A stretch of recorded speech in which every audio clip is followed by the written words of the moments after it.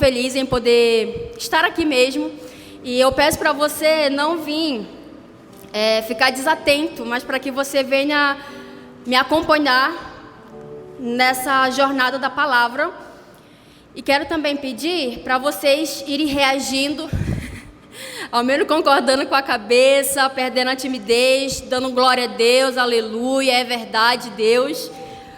Porque a minha garganta está ficando bastante irritada e às vezes eu não estou conseguindo falar. E aí vocês vão me ajudando aí quando eu não conseguir falar deste lado, tá? Eu quero compartilhar uma palavra com vocês que se encontra em Êxodo, a partir no capítulo 19, a partir do verso 4. Mas antes de começar a compartilhar essa palavra, eu quero poder trazer um pouquinho assim do contexto até chegar esse exato momento. Deus pegou o povo de Israel, libertou eles, que eles estavam ali presos pelo povo do Egito. E quando eles foram libertos, alguns milagres aconteceram até chegar esse capítulo 19. Qual foi o primeiro milagre? A travessia do Mar Vermelho. Eles chegaram ali diante do Mar Vermelho, o Senhor mandou Moisés tocar ao mar com o cajado, Moisés foi lá, obedeceu. A Bíblia diz que o povo de Israel passou de pé enxuto naquele grande, extenso mar. E o mais legal é que o povo do Egito vinha atrás deles para tentar apreendê-los de novo. E quando todo o povo de Israel passou, os cavaleiros do Egito, eles foram afogados e morreram. E aí, o povo gritava, o povo dançava, o povo corria, o povo louvava o nome do Senhor através daquele grande feito e daquele grande milagre. E depois disso, a palavra de Deus vai dizer que o povo estava sendo guiado por uma coluna de nuvem durante o dia e de fogo durante a noite. Então, eles estavam todos os dias, ao acordar e ao dormir, contemplando a presença de Deus de uma maneira extraordinária. Depois disso, o povo começou a reclamar que estava com sede, estava andando no deserto e tal, e eles chegaram diante de um mar, e lá tinha uma água, só que a água era amarga. E Deus trouxe a provisão ali, transformando aquela água amarga em uma água que eles pudessem vir beber, que eles pudessem vir tomar daquela água. Depois disso, o povo começou a reclamar. Estamos com fome, Senhor. O Senhor nos trouxe para o deserto para morrer de fome. E aí Deus envia o maná. E aí depois do maná o povo volta a reclamar. Ah, Senhor, lá no Egito estava melhor, lá no Egito tinha carne, lá no Egito tinha isso. E aí Deus pegou e enviou carne para aquele povo. Comeram tanta carne que a Bíblia diz que ia sair até pelos narizes, de tanta carne. E aí depois disso, o povo começou a reclamar de novo. Ah, tô com sede, a gente vai morrer aqui porque não tem água e tal.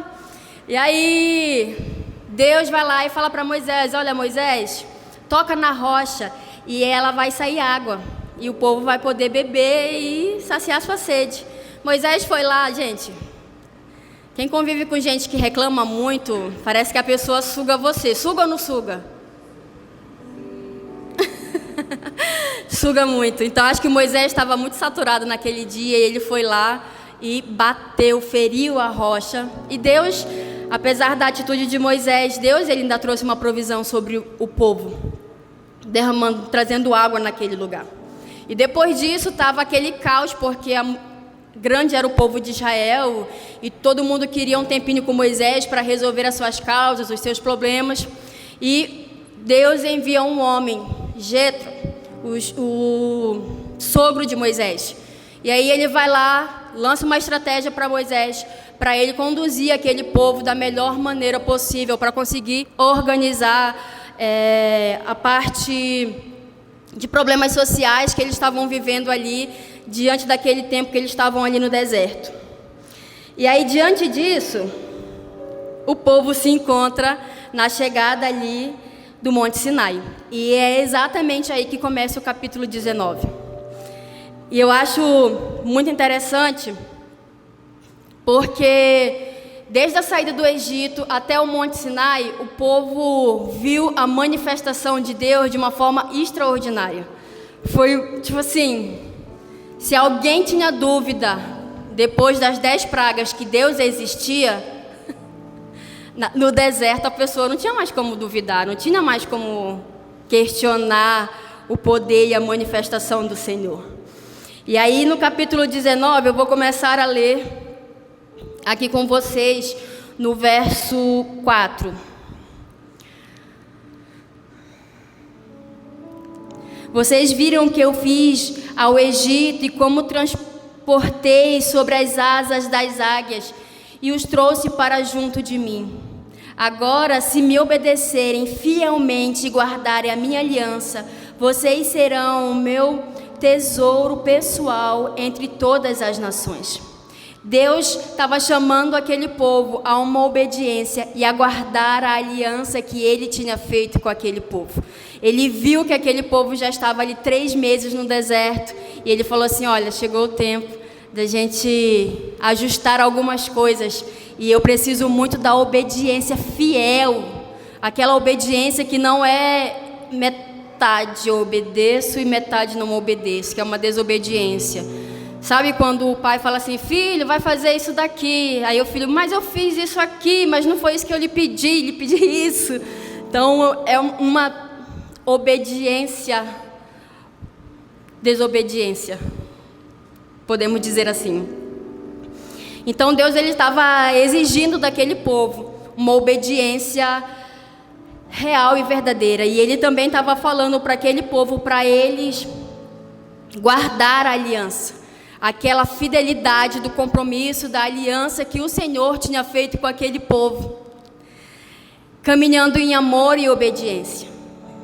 E Deus, ele começa nessa parte se declarar aquele povo, assim como um noivo apaixonado. Quem já foi noivo aqui sabe que às vezes é muito engraçado, mas é muito bom. O noivo, ele é apaixonado, ele procura as melhores palavras para conseguir expressar o seu amor pela noiva. E assim, Deus estava fazendo com aquele povo de Israel, quando ele fala assim: olha, os transportei sobre as asas das águias e os trouxe para junto de mim. Quase uma poesia. E depois ele vem falar assim: olha, vocês serão o meu tesouro pessoal entre todas as nações. De fato, ele estava olhando para aquele povo, para aquela noiva, e falando assim: olha, vocês são meus, eu quero vocês pertinho de mim, eu quero vocês junto de mim, eu amo vocês. E aí, eu começo a comparar um pouco isso, até mesmo com Jesus. Jesus, ele veio ao mundo e ele morreu por mim e por você, né? Nós estávamos ali no pecado, no lamaçal, estávamos perdidos em nós mesmos, mas Jesus, ele veio e ele se sacrificou na cruz do Calvário por amor a mim e a você. E Filipenses capítulo 2, verso 6 fala assim: olha, Jesus, que apesar de ser Deus, não se considerou ser igual a Deus. Igualdade com Deus era algo que deveria ser usado como vantagem. Antes, esvaziou a si mesmo, assumindo a sua forma de servo, tornando-se semelhante aos homens. Sendo encontrado em figura humana, humilhou-se e foi obediente até a morte de cruz.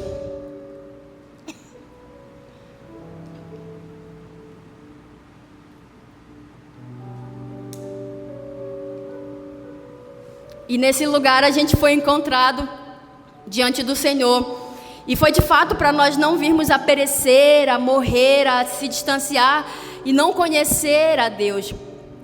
Mas foi para que nos dessemos vida e vida eterna e vida abundante, vida no Senhor. E aí a resposta do povo de Israel diante do convite que o Senhor estava fazendo àquele povo foi: olha, faremos tudo o que o Senhor mandar. E muitas das vezes a gente se encontra assim também. Deus fala: olha, eu te amei, eu tenho algo para ti, eu te noto, eu conheço você pelo seu nome. E aí você está tão empolgado, porque de fato você está sentindo todo aquele amor, e você fala: olha, Senhor, te seguirei. O que o Senhor falar, estou aqui para cumprir. E aí, continuando no capítulo 19, lá no versículo 10, a gente vai ler. E o Senhor disse a Moisés: vá ao povo e consagre-o hoje e amanhã. Eles deverão lavar as suas vestes e estar pronto no terceiro dia, porque nesse dia o Senhor descerá sobre o monte Sinai, à vista de todo o povo. O Senhor estava chamando o povo a se consagrar, a de fato a se entregar, a dedicar tempo, dedicar a sua própria vida a Deus, a limpar as suas vestes, a estar com as vestes brancas diante do noivo. E toda vez que eu penso sobre se entregar, eu lembro da dependência que nós precisamos ter no Senhor, porque ninguém se entrega a alguém que você não conhece. E se você já tem Ele como seu Senhor, você, no mínimo, tem que entender que você é dependente de tudo para Ele. Aqui em Salmos 148, verso 8, diz assim: faz-me ouvir a tua benignidade pela manhã, pois em ti confio. Faz-me saber o teu caminho que devo seguir, porque a ti levanto a minha alma. Então o salmista aqui, ele estava tipo assim: olha Deus, pela manhã tu me dá um direcionamento aí, porque eu sou dependente de ti. Eu sou dependente para andar, eu sou dependente para falar, eu sou dependente para correr, eu sou dependente para dançar, eu sou dependente para pular. Eu sou dependente de ti na minha profissão. Eu sou dependente de ti no meu trabalho. Eu sou dependente da tua voz para direcionar o que eu vou fazer hoje no meu almoço. Eu sou dependente de ti para me direcionar como eu vou cuidar das crianças hoje. Eu sou dependente de ti para tudo, Senhor. Era isso que Deus estava chamando aquele povo a se consagrar e a entender que eles eram dependentes do Senhor. Dedicar tempo, relacionamento com o Senhor. Salmos 42, verso 1 e 2 fala assim: como a corça anseia pelas águas correntes, a minha alma anseia por ti, ó Deus. A minha alma tem sede de Deus, do Deus vivo. Quando poderei entrar para me apresentar a Deus? É isso que Deus queria chamar aquele povo quando Ele estava falando: olha, consagrem. Ele queria que o povo viesse a ter um tempo com Ele, de fato, de buscar, de adorar, de suspirar. E foi muito difícil para mim ficar esse tempo longe do meu esposo, mas foi muito bom. Porque foi muito bom. Porque eu podia dormir a hora que eu queria. Não que eu não possa, mas a gente precisa dar uma companhia a mais ali.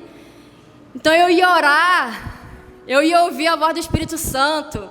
Que se o Henrique acorda e eu estou chorando, ele: o que foi? O que foi? E eu podia gritar, podia correr na casa, podia ser estranha do meu jeito, podia ficar sorrindo e suspirando pela presença do Senhor e ansiando pela presença dEle mesmo. E Deus queria isso daquele povo, que no tempo que eles estivessem se consagrando, eles estivessem se relacionando com o Senhor, entregando a sua própria vida através da santidade. Gálatas capítulo 2, verso 20 fala: fui crucificado com Cristo, assim já não vivo eu, mas Cristo vive em mim. Cristo vive em mim. Aonde eu venho matar o meu eu, a minha vontade, já não é mais eu, é Cristo. É por isso que somos dependentes de Cristo, porque já não se trata da Vanessa, se trata de Cristo. As pessoas lá no meu trabalho, se eu faço alguma brincadeira, elas já falam assim: ih, a esposa do pastor. Eu falei: não te mete. Não te mete. Por quê? Porque não se trata mais da Vanessa. Se trata da Vanessa lá daquela igreja. Se trata de Cristo. E toda vez que eu me posiciono entendendo que é Cristo, eu não anulo a graça que Ele derrama sobre mim nesse dia. Porque todo dia Deus derrama uma graça para você ir enfrentar aquele dia. E quando você decide se posicionar e viver Cristo naquele dia, você está falando: olha Deus, não estou jogando fora a tua graça hoje. Na verdade, eu estou aproveitando ela para enfrentar aquilo que eu preciso enfrentar hoje. Cristo não morreu inutilmente. E o meu anseio é fazer valer a pena cada gota de sangue derramada na cruz do Calvário. Por isso que no livro de João, Jesus fala assim: olha, importa que eu vá para que o Espírito venha. Porque já não se trata mais de ouvir a voz, de ver uma manifestação através da natureza. Não se trata mais de alguém andar do seu lado, mas de fato de morar dentro de você. O Espírito Santo mora dentro de você. Você é casa e morada do Espírito Santo. É legal a gente falar isso para as crianças e falar assim: olha, o Espírito Santo mora dentro de você. Mas nós somos adultos, quantas vezes nós esquecemos que nós somos casa e morada do Espírito Santo? E Ele mandou para morar dentro de nós o conselheiro, aquele que nos ensina, o nosso mestre, porque o Espírito Santo, Ele nos ensina. Espírito Santo, eu não sei fazer isso. Ele vai lá, Ele vai te direcionar, Ele vai te corrigir, Ele vai te alinhar. Ele é o Espírito da verdade, Ele traz a verdade.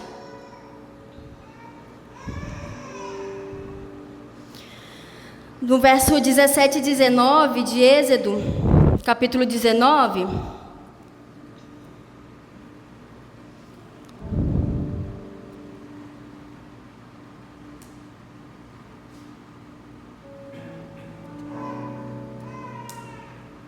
o povo estava passando por esse processo de consagração, e a partir do verso 17, vai falar que Moisés estava levando o povo para aquele encontro com Deus. Vou ler aqui para vocês. Moisés levou o povo para fora do acampamento para encontrar-se com Deus, e eles ficaram ao pé do monte. O monte Sinai estava coberto de fumaça, pois o Senhor tinha descido sobre ele em chamas de fogo. Dele subia fumaça como de uma fornalha.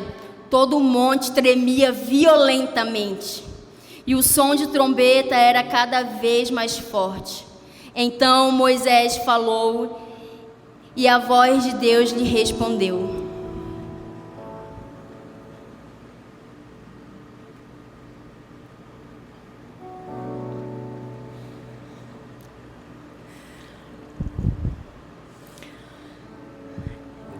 É muito legal ouvir a voz de Deus. Eu acredito que a pessoa que consegue ouvir a voz de Deus, eu não estou falando só da voz audível, mas aquela vozinha assim, que vem daqui. Cara, o Deus que criou os céus e a terra, o Deus que criou todas as coisas, Ele fala com você. Eu me sinto importante.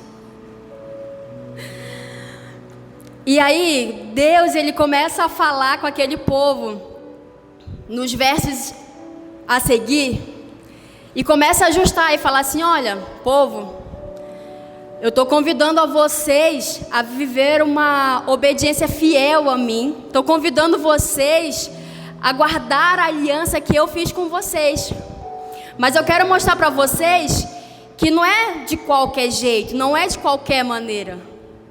E aí a porta que é larga começa a se estreitar.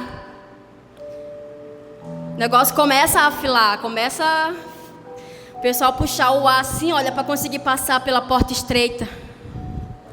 Porque aí Deus começa a falar sobre os mandamentos, os 10 mandamentos. E eu vou ler aqui para vocês do 1 ao 6. Capítulo 20, de 1 a 6. E Deus falou todas estas palavras: Eu sou o Senhor, o teu Deus, que te tirou do Egito, da terra de escravidão, que te tirou lá do lamaçal, que te tirou lá do meio do pecado, que te tirou lá daquele lugar que você se encontrava aprisionado, que te tirou desse ambiente. Não terás outros deuses além de mim. Você não colocará o seu esposo além de mim como um Deus, a sua esposa, os seus filhos. Você não colocará o seu trabalho, você não colocará como um Deus o seu carro, a sua profissão, os seus amigos. Não farás para ti nenhum ídolo, nenhuma imagem de qualquer coisa no céu, na terra, ou nas águas, ou debaixo da terra. Não te prostrarás diante deles, nem lhes prestará culto, porque eu, Senhor, o teu Deus, sou Deus zeloso, que castigo os filhos pelos pecados dos pais, até a 3ª e 4ª geração daqueles que me desprezam. Mas trato com bondade até 1000 gerações aos que me amam e obedecem os meus mandamentos. Então não se trata só de nós, se trata da nossa geração. E aí o negócio começa a ajustar. Não matarás, não roubarás, não adulterarás. E quando o povo ele fica diante de tudo aquilo, não é fácil. Olha, pode vir para Cristo, mas você precisa ajustar aqui. Olha, mas isso daqui não agrada ao Senhor. Olha, mas você falando dessa forma, se posicionando dessa forma, se comportando dessa forma, não agrada ao Senhor. E aí que algumas pessoas elas começam a ser separadas. No capítulo 18, começa a resposta, ou no verso 18, começa a resposta do povo de Israel diante daquilo que o Senhor está querendo. O que o Senhor Deus está querendo? Relacionamento. Imagina se naquele tempo o povo tivesse entendido isso. Não só Moisés, mas o povo todo tivesse entendido isso. Não mudaria só aquele povo, mas teria alcançado de forma diferente até a nossa geração. Porque o próprio Deus, o Deus vivo, o Deus real, o Deus, Ele queria se relacionar com aquele povo, que nem Ele se relacionou com Adão e Eva ali no Jardim do Éden. De passear, de conversar, de sorrir, de trocar uma ideia. E era isso que Deus estava querendo fazer ali, com aquele povo. E aquele povo deu uma resposta. A resposta foi: vendo-se o povo diante dos trovões e dos relâmpagos e do som de trombeta e do monte fumegando, todos tremeram assustados. Ficaram à distância e disseram a Moisés: fala tu mesmo conosco e ouviremos. Mas que Deus não fale conosco, porque nós morreremos. Moisés disse ao povo: não tenha medo. Deus veio prová-los para que o temor de Deus esteja com vocês e os livre de pecar. Mas mesmo assim o povo quis permanecer, ficar ali parado, sem dar passos em direção a Deus.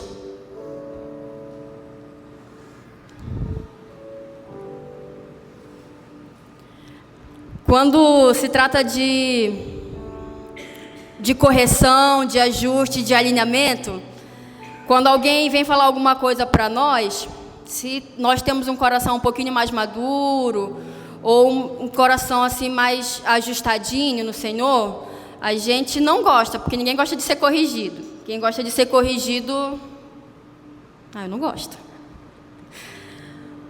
Mas a gente fala assim: nossa, a pessoa está certa.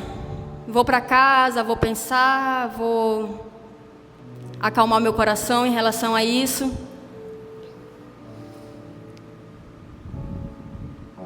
Mas quando a gente não está bem e alguém vem corrigir, a gente faz que nem criança. Não, não quero saber. Lá vem aquela irmã, viu eu falar no Instagram e tá falando isso daqui porque acha que viu, soube por fulano e vem aqui falar. E aí a gente começa a inventar desculpas para não aceitar o alinhamento do Senhor. Mas quando a gente escuta assim, do Senhor, não tem como tu fugir. Hoje eu chorei muito, porque eu ganhei uma chaleira. Eu amo chá. E eu nunca tive uma chaleira. E aquela chaleira era muito chique. Era da Coreia. E aí eu fui lá na mala, fui pegar essa blusinha para mim vir hoje aqui, né? E na hora quando eu fui pegar essa blusinha, assim, o meu olho foi direto na chaleira. Cara, o Espírito Santo falou assim: dá essa chaleira para fulano de tal. Ah, eu nem contei conversa, eu comecei a chorar. Não, meu Deus, eu não passei nem 24 horas com a minha chaleira. Eu já amo ela, eu não quero. Eu já estava imaginando na minha casa nova, fazendo chá, conversando. E eu fiquei, assim, me senti tão injustiçada de dar aquilo que eu aceitei com tanto amor. E, de fato, ela é muito linda aos olhos. E aí o Henrique falou assim: pede confirmação, amor. Quando você escuta a voz de Deus, não tem para onde correr, não tem como... Gente, por isso que eu comecei a chorar, porque a voz de Deus é a voz de Deus, não tem como você ignorar, fugir, é Deus. Eu falei: que confirmação, nada, é para me entregar. Chorei, porque Deus, obediência total. Eu falei: ai Deus, precisava?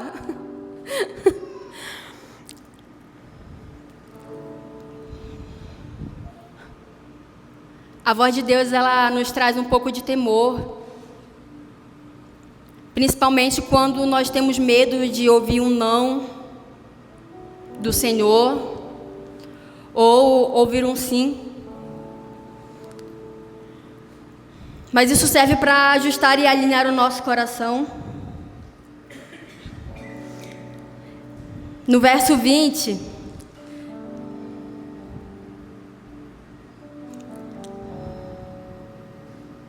Não, no verso 19, eles ainda falam assim, olha: mas que Deus não fale conosco, porque morreremos, para que não morremos.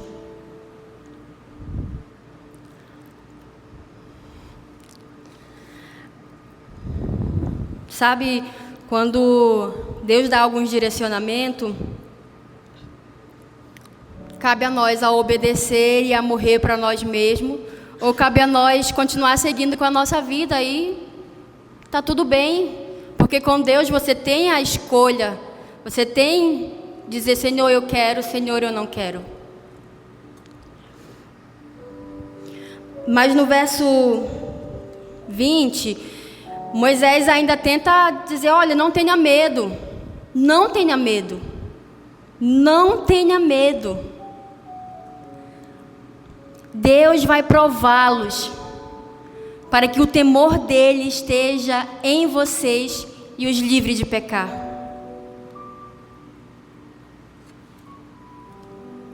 Então a provação, ela não é só para nos punir, ela não é só para nos machucar, para nos ferir, é para gerar temor ao nosso coração. Sabe aquilo, irmão Elton, que o Senhor passou, que foi tão difícil?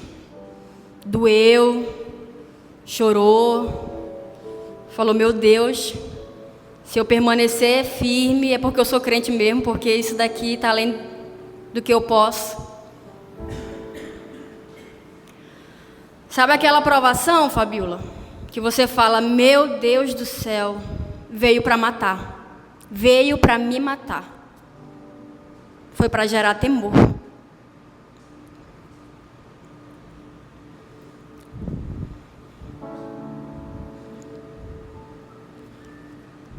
Então, às vezes não. A aprovação, ela não é para nos reprovar. Ela é para nos aprovar. Mesmo quando nós estamos no nosso limite. Sabe o dia mau? Aquele dia lá que você chorou e você chorou e você não conseguia falar porque você só chorava, porque de fato a provação estava difícil. De fato você achou que você ia sucumbir. De fato você achou que não conseguiria suportar. Mas você se permaneceu obediente, em obediência fiel ao Senhor. Então Moisés estava falando, olha, a provação veio para prová-los, para que o temor de Deus esteja em você e os livre de pecar. Sabe aquilo que te fez chorar, Raíssa? Foi para te livrar de pecar.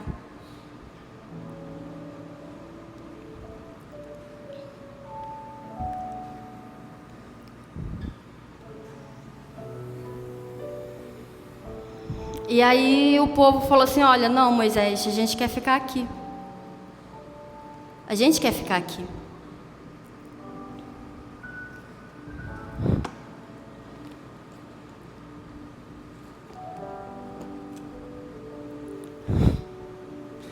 E Moisés, ele seguiu diante daquela nuvem. Aquela nuvem escura. Deu mais um passo em direção a Deus.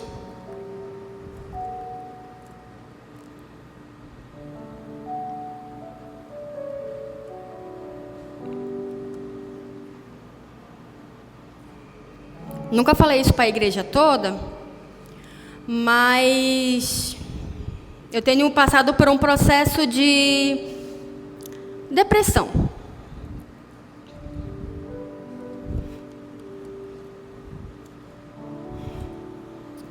Estou sendo acompanhada ainda,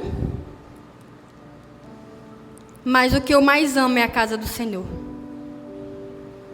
De fato, eu crio expectativa para estar nesse lugar. Não é para ver fulano, ciclano. Claro que eu gosto de ver e quando eu não vejo, de fato, faz falta. Mas eu venho com a expectativa do que o que Deus vai fazer. Quantas das vezes eu cheguei aqui na frente e me joguei no chão e chorei e disse, por favor, Henrique, deixa eu ir embora. Quantas das vezes a gente teve que ir no shopping para resolver alguma coisa antes de vir na igreja e lá eu falar, meu Deus, como é que eu vou fugir disso? E do nada eu criava o caos, uma briga no meio do shopping. O Henrique não pegou na minha mão, quer andar lá na frente, eu atrás. Mas era um jeito que eu estava para dizer, olha, nós estamos discutindo, eu não vou para a igreja.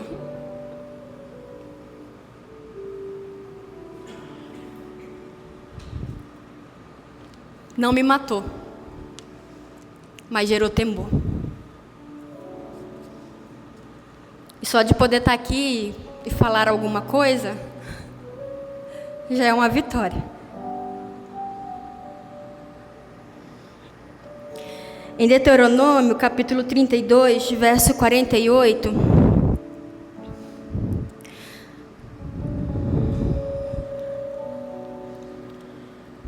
Moisés fez algo,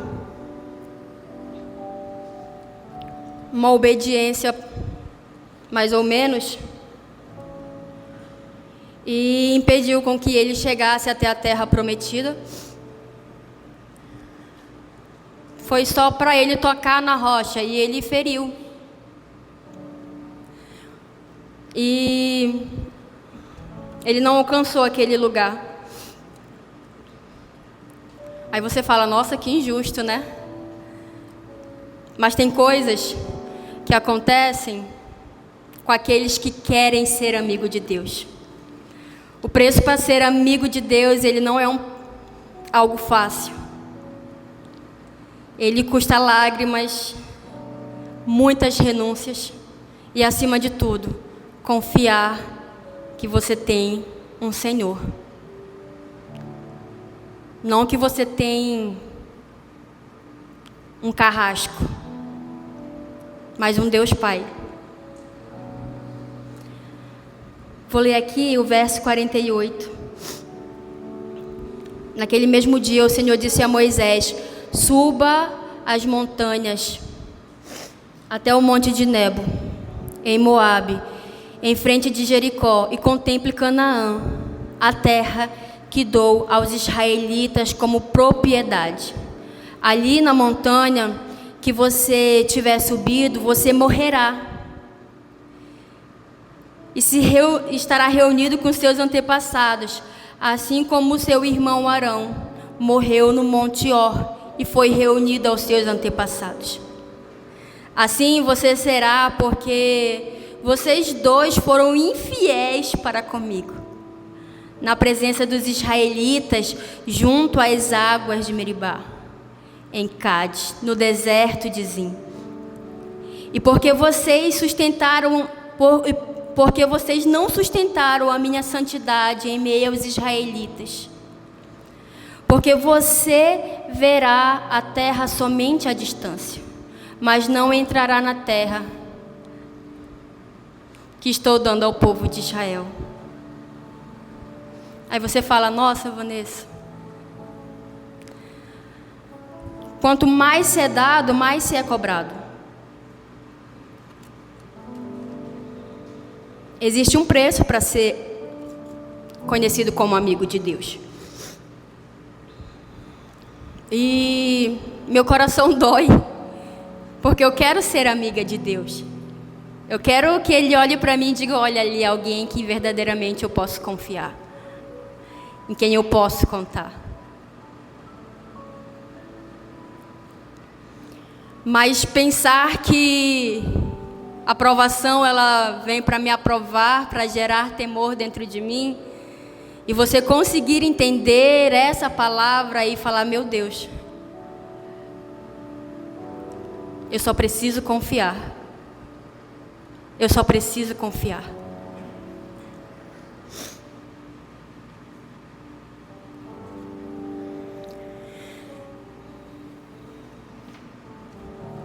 Eu quero convidar vocês a ficarem de pé.